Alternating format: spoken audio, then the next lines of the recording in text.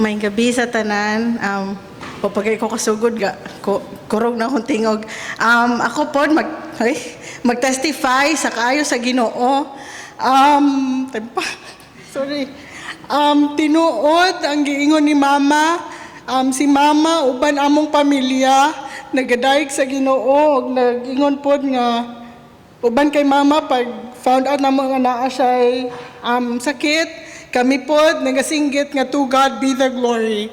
O na-mention ni Mama ganina na ingon siya, wala siya kabalo sa purpose sa Ginoo. Na-mention niya Romans 8:28. Unsa ang purpose sa Ginoo nga anong gihatag ni niya.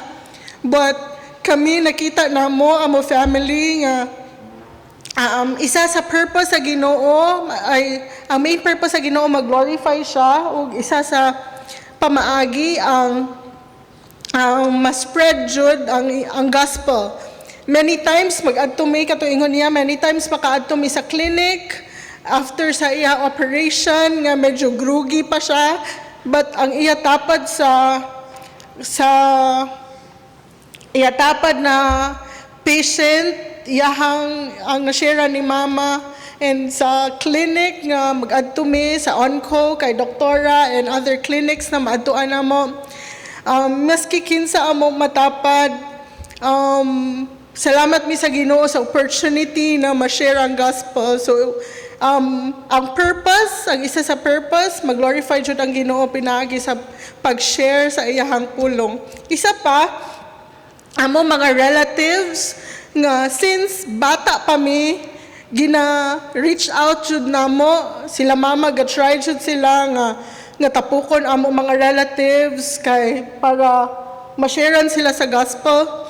Pero dili kato ang appointed time sa Ginoo. Katong nabalaan nila nga naay sakit si Mama, every time nga mag-invite me og relatives dito sa balay, dili sa Pantukan, na dito ang daghan nga relatives ni Mama. Every time na mag-invite me dito relatives, mangadto silang tanan kay luoy daw si Mama or dili na daw nila makita si Mama.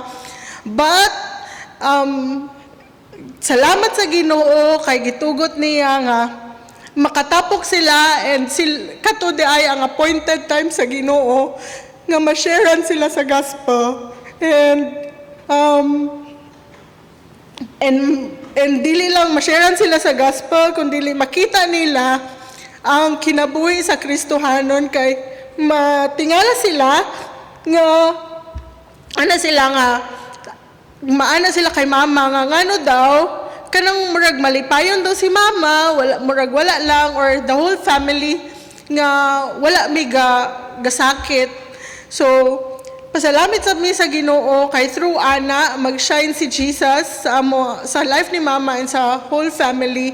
Makita nila ang difference sa Kristohanon nga naay ginaagian nga mga trials na ihatag sa Ginoo. So ginadayeg jud namo ang Ginoo ana. And isa pod nga ginapasalamatan namo ang Ginoo kay sa daghan nga places na akong maadtuan, matingala ko mag-ana sila nga sweet, nag-pray mi sa imong Mama, kumusta imong Mama? Sa dili lang sa Davao, kundi sa daghan nga lugar. So, ginadayeg na ko ang Ginoo kay tungod sa mga kinabuhi sa mga Kristohanon nga gaampo para sa akong Mama and sa among family.